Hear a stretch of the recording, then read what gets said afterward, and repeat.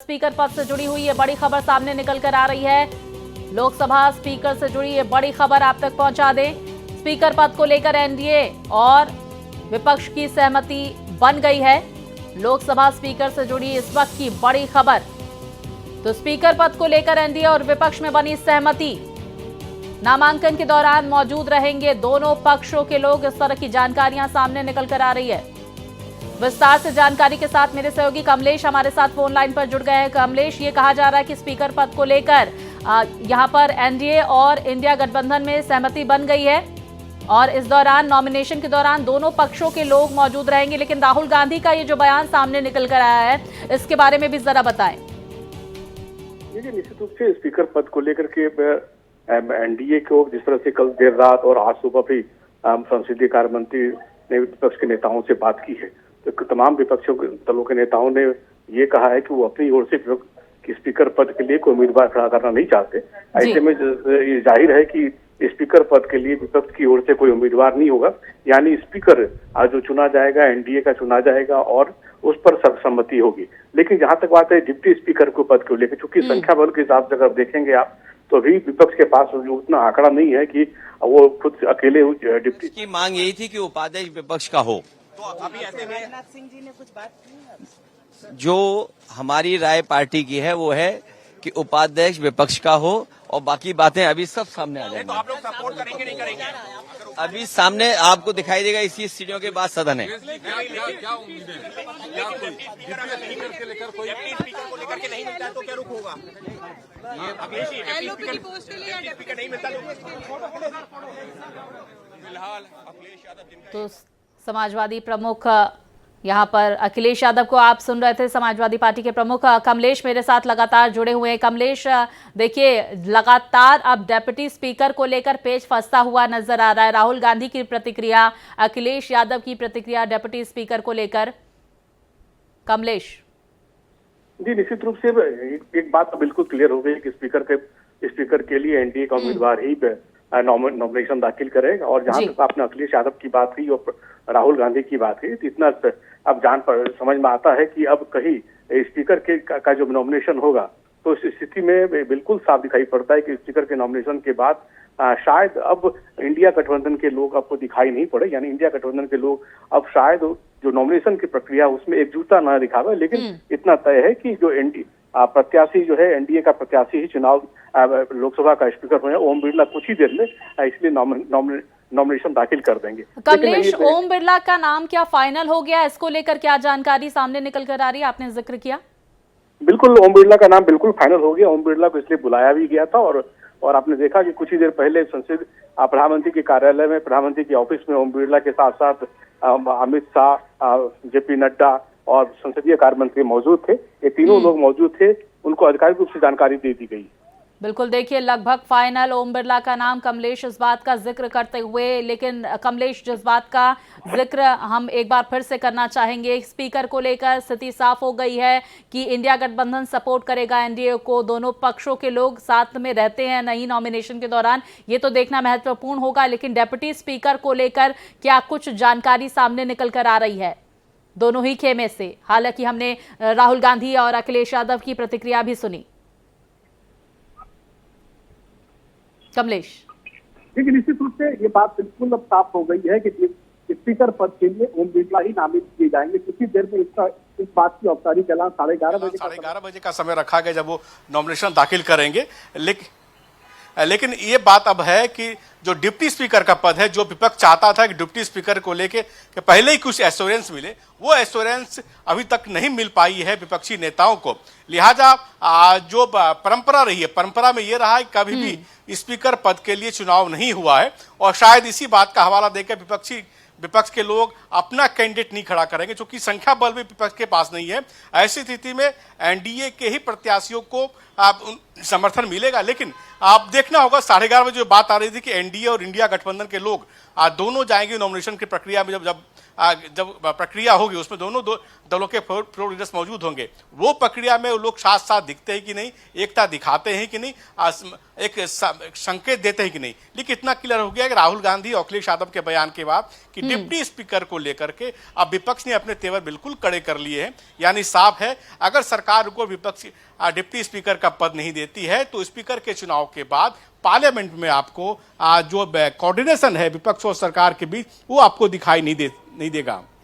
बिल्कुल। और देखिए कमलेश, इस बात का जिक्र हम एक बार फिर से करना चाहेंगे। देखिए आज की जो संसद की कार्यवाही है वो शुरुआत से ही हंगामेदार रही। आपातकाल को लेकर वहां पर लगातार निशाना साधा गया कांग्रेस पर। वहीं कांग्रेस की तरफ से ये कहना था, जो नेता कहते हुए नजर आ रहे थे कि भाई 10 साल से देश में आपातकाल ही चल रहा है। तो आरोप प्रत्यारोप का दौर जारी है इमरजेंसी को लेकर। देखिए इतना जरूर है, कल आपने प्रधानमंत्री नरेंद्र मोदी को सुना होगा। प्रधानमंत्री ने कहा था कि सकारात्मक विपक्ष का सहयोग उनको चाहिए, यानी विपक्ष से वो सकारात्मक सहयोग की अपेक्षा करते हैं। उन्होंने कहा कि फैसला सरकार जो भी करेगी और बहुमत के आधार पर नहीं, मतलब बहुमत के आधार पर करेगी, यानी मतलब विपक्ष का भी विश्वास उसमें लिया जाएगा। कमलेश, आपसे कितनी देर में नामांकन दाखिल करने वाले हैं ओम बिरला? और जिस बात का हम लगातार जिक्र कर रहे हैं, क्या विपक्ष इस नामांकन में शामिल होगा या नहीं? देखिए 11:30 बजे का वक्त मुकर्रर किया गया जब नॉमिनेशन दाखिल करेंगे। ओम बिरला और पीठासीन अधिकारी के सामने ये नॉमिनेशन दाखिल करना पड़ता है और 12 बजे तक ये नॉमिनेशन की प्रक्रिया खत्म हो जाएगी। और जैसे संकेत मिल रहा है उस हिसाब से विपक्ष की ओर से कोई उम्मीदवार नहीं होगा। तो ऐसे में सिर्फ ये आप कह सकते हैं कि सिर्फ प्रक्रिया निभाई जा रही है। और निश्चित रूप से अब देखना ये होगा कि 11:30 बजे, चूंकि पहले ये कहा गया था कि एनडीए और इंडिया गठबंधन में सहमति बन गई है वो स्पीकर के पद को लेकर के, वैचारिक सहमति बन गई है, लेकिन सांकेतिक रूप से अब इंडिया गठबंधन के लोग आपको ओम बिरला की नॉमिनेशन में दिखाई नहीं देख सकते हैं, खासकर तब जब राहुल गांधी और अखिलेश यादव ने आखिर बाहर बयान दे दिया है कि वो डिप्टी स्पीकर का पद चाहते थे, उनका एश्योरेंस चाहते थे। और अभी जब वो बात कर रहे थे करीब 11:15 बजे तक सरकार की ओर से कोई रिटर्न उनको नहीं मिला, यानी डिप्टी स्पीकर पद को लेकर कोई एश्योरेंस विपक्ष को नहीं दिया गया। तो ऐसी स्थिति में अब देखना ये होगा कि 11:30 बजे जब एनडीए के फ्लोर लीडर्स जब डिप्टी स्पीकर के नॉमिनेशन की प्रक्रिया में जब भाग लेने जाएंगे तो उस समय क्या विपक्ष के लोग के फ्लोर लीडर्स मौजूद होते हैं, सांकेतिक रूप से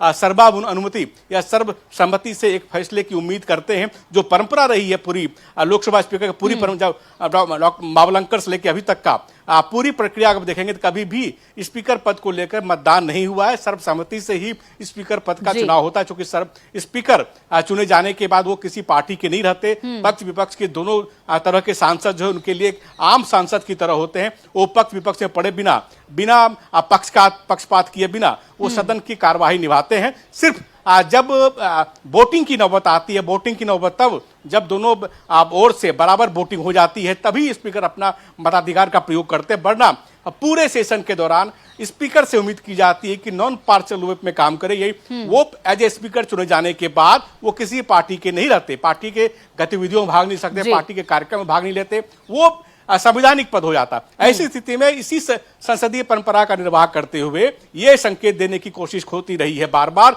हर बार अब तक जो कि स्पीकर के चुनाव में मतदान की प्रक्रिया को की प्रक्रिया का सहारा नहीं लिया जाए, जो आर्टिकल 93 है उसमें उसका प्रयोग करते हुए वोटिंग नहीं हो, सर्वानुमति से इस तरह का फैसला हुआ करता है। देखिए सर्वसम्मति से ये जो होता है ये फैसला लिया जाता है और दोनों पक्ष इसमें शामिल होते हैं। कमलेश, हम ये समझने की कोशिश करेंगे, आपसे कुछ ही देर पहले हमारे एक और सहयोगी हमारे साथ जुड़े थे, उनका ये कहना था कि विपक्ष कह रहा है कि अगर ओम बिरला स्पीकर के लिए चुने जाते हैं एनडीए की तरफ से तो हम सपोर्ट नहीं करेंगे। क्या इस तरह की भी कोई चर्चा चल रही थी क्या विपक्ष के खेमे में? क्या कैंडिडेट को लेकर भी कुछ इस तरह की चर्चा थी? नहीं, देखिए ऐसा सपोर्ट करने की बात ही नहीं होती, चूंकि आपको ये पता है कि अंकगणित जो है सरकार के पक्ष में है, एनडीए के पक्ष में है। 293 का जो आंकड़ा है सरकार के पक्ष में है और 10 निर्दलीय सांसद भी सरकार को सपोर्ट कर रहे हैं, यानी पर्याप्त बहुमत है। और ऐसी स्थिति में विपक्ष नहीं चाहता कि किरकिरी करे, विपक्ष भी चाहता है कि सरकार को मौका दे और विपक्ष ये आरोप लगा पाए सरकार पर कि डिप्टी स्पीकर का पद, चूंकि कन्वेंशन के हिसाब से लगातार ऐसा कन्वेंशन रहा है कि डिप्टी स्पीकर का पद विपक्ष को जाता है, एक कन्वेंशन का सरकार ने उल्लंघन किया, ये सरकार पर आरोप लगा सके। चूंकि पिछली बार 2019 में डिप्टी स्पीकर का पद किसी को नहीं दिया गया था, यानी चूंकि उसमें यह कहा गया था कि उस समय कांग्रेस की संख्या काफी कम थी, लेकिन सरकार ने एक प्रपोज भी नहीं किया था। ऐसी स्थिति में इस बार जो कि संख्या काफी ज्यादा है एनडीए और खासकर इंडिया गठबंधन का एनडीए के मुकाबले इंडिया के परिप्रेक्ष्य में, ऐसी स्थिति में विपक्ष चाहता था कि डिप्टी स्पीकर का पद मिले और सरकार भी चाहती थी कि कम से कम संसद को सुचारू रूप से चलाने के लिए दोनों पक्षों को सामंजस्य बैठाने की जरूरत पड़ती। तो सरकार की ओर से वाले संकेत दिया गया कि डिप्टी स्पीकर का पद दिया सकता है, लेकिन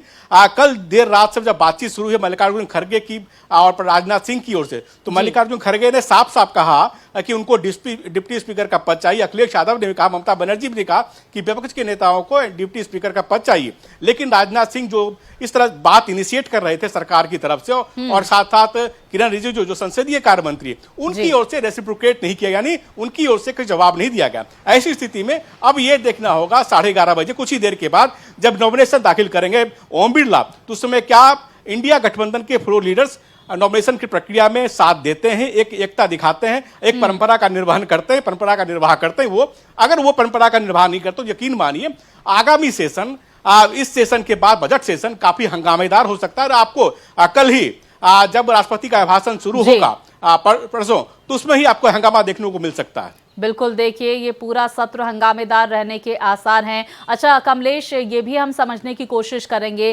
डेप्यूटी स्पीकर जिसको लेकर दोनों ही गठबंधन में पेच देखने को मिल रहा है, चाहे एनडीए हो चाहे इंडिया। यहाँ पर एनडीए में इस तरह की चर्चा चल रही है, सूत्रों के हवाले से ये खबर कि टीडीपी डेप्यूटी स्पीकर का पद चाहती है। तो क्या लगता है कि इंडिया को साइडलाइन करके टीडीपी को ये पद दिया जा सकता है क्या? इसको लेकर कोई चर्चा, कोई अंदर खाने से खबर? देखिए, पहले यही चर्चा थी कि डिप्टी स्पीकर का पद टीडीपी को दिया जाएगा, जो कि आपको टीडीपी और जेडीयू दो महत्वपूर्ण सहयोगी हैं बीजेपी के लिए, जिसकी बिना पे सरकार बनी हुई है। ऐसी स्थिति में चूंकि जेडीयू की ओर से कोई डिमांड नहीं की गई थी, लेकिन टीडीपी की ओर से अंदर खाने ये खबर आई थी कि वो डिप्टी स्पीकर का पद चाहती है। ऐसे में ये कहा जा रहा था कि डिप्टी स्पीकर का पद बीजेपी अपने सहयोगी पार्टी टीडीपी को देगी, लेकिन अब ये क्लियर नहीं, चूंकि अब पेच फंसा हुआ है और डिप्टी स्पीकर का पद विपक्ष चाहती है। ऐसी स्थिति में अगर प्रधानमंत्री नरेंद्र मोदी की बातों पर भरोसा करें, कल जो प्रधानमंत्री नरेंद्र मोदी ने संसद के सेशन से ठीक पहले जो मीडिया से मुखातिब होकर कहा था कि वो चाहते हैं कंस्ट्रक्टिव डायलॉग की बात कर रहे थे। ऐसी स्थिति में अब देखना होगा, चूंकि डिप्टी स्पीकर का आज चयन नहीं होना, आज स्पीकर का चयन होना, डिप्टी स्पीकर के चयन के लिए सरकार नोटिफिकेशन जारी करेगी। तो फिलहाल विपक्ष ये चाहते थे कि डिप्टी स्पीकर के लिए उनको सहमति दे, उनको एक वर्ड दिया जाए, लेकिन सरकार की ओर से वर्ड नहीं दिया गया। यानी साफ है कि अब सरकार डिप्टी स्पीकर के चयन के बाद डिप्टी स्पीकर के लिए और भी मतलब आप बार्गेन कर सकती है विपक्ष के साथ। अब देखना होगा विपक्ष के लोग कैसे मनाते हैं सरकार को, अब सरकार कैसे मानती है, या सरकार एक बार फिर पद रिक्त रखती जो पिछले 2019 के लोकसभा में आपने देखा था। बिल्कुल, देखिए पिछली 2 लोकसभा में जिस बात का जिक्र किया कमलेश ने कि डेप्यूटी स्पीकर का पद रिक्त था, लेकिन इस बार जो संख्या बल है विपक्ष का, ऐसे में क्या फैसला लिया जाता है केंद्र की तरफ से, एनडीए की तरफ से, ये भी देखना महत्वपूर्ण होगा। अच्छा कमलेश, अब जरा प्रोसेस समझने की कोशिश करते हैं कि अब नामांकन दाखिल करेंगे अब से कुछ ही देर में ओम बिरला, उसके बाद आगे का क्या प्रोसेस, कल क्या प्रोसेस रहने वाला है?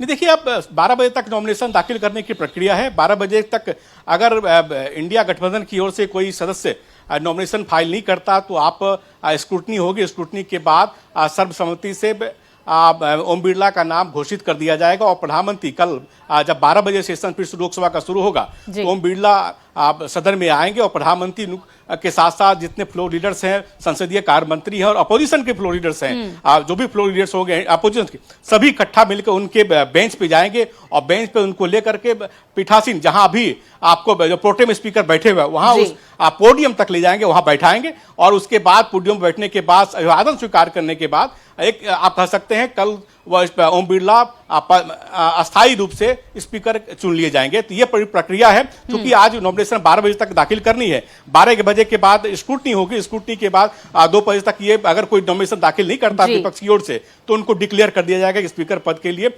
सिर्फ यही उम्मीदवार होंगे। बिल्कुल, देखिए कमलेश, अब से कुछ ही देर में स्थिति थोड़ी साफ होती हुई नजर आएगी। विस्तार से जानकारी आपने हम तक पहुंचाई कमलेश, बहुत शुक्रिया। इस बड़ी खबर पर आप नजर बनाए रखिए।